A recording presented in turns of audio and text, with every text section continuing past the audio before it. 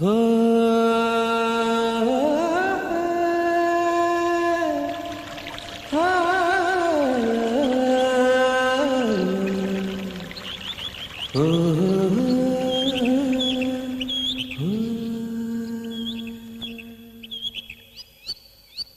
ಯಾವ ಹಾಡು ಯಾವ ರೀತಿ ಇದ್ದರೂ,